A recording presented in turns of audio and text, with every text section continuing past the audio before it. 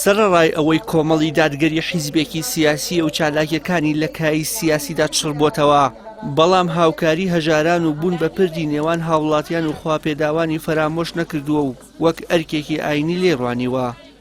لەو چوارچێوەیەشدا بەردەوام ئاماری دڵخۆشکرد لەسەر تەواوی پرۆژە خێرخوازەکانی ڕادەگەیەنێت. ئەو داتایی لە بەردەستی ئەمایە کۆمەڵ توانیوێتی لەم مانگی ڕەمەزانی ڕابردووە هاوکاری بگەێنێتە سەر و 46,000 عایلەی کوردستان لە ڕێی بە شێوازی جیاجیا، لە ڕێی تەقدیمکردنی پارەی نەقدی بۆ هاوکاری ئەو شەریحەجیانەی باسم کرد.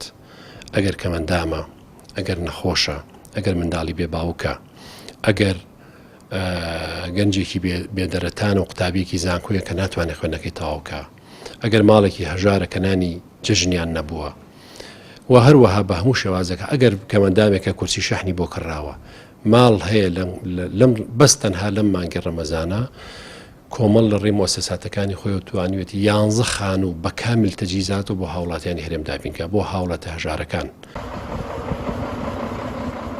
جگە لە هاوکاری مادی ڕاستەوخۆ نزیکەی 12,000 سەبەتەی خۆراکیش بەسەر خانەوادە کەم دەرامەتەکانی هەرێمی کوردستان دابەشکراوە. سەنگاوی پێی وایە خاڵی بەهێزی کۆمەڵی دادگەری بوونی بنتمانەیەکی زۆری خێرخوازانە بە تەواوی ئۆرگانەکانی کۆمەڵی دادگەری. کۆمەڵ توانیوێتی تەنها لەم مانگی ڕەمەزانە بە بڕی زیاتر لە 3 ملیار و 300 ملیۆن دینار هاوکاری خەڵک بێ کە ئەکاتە نزیکەی 222 دەفتەر دۆلار بە شێوازی جیاجیا.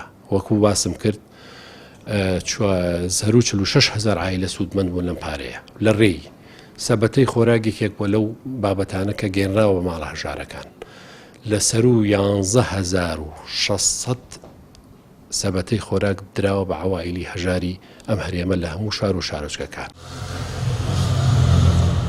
لە دوا ئاماریدا ئەنجومەنی بەڕێوەبردنی کۆمەڵی دادگەری کۆی هاوکاریەکانی مەڵبەند و مەکتەبەکانی جگە لە دەستگای بەخشین لە ڕێگەی خێرخوازانەوە ئاشکرا دەکات و بەپێی ئەو ئامارە کە تایبەتە بە مانگی پیرۆزی ڕەمەزان کۆمەڵ توانیوێتی لە ڕێگەی خێرخوازانەوە بڕی 3 ملیار و 300 ملیۆن دینار بەسەر زیاتر لە 46,000 خێزانی کەم دەرامەت دابەش بکات کە دەکاتە 222 دەفتەر دۆلار.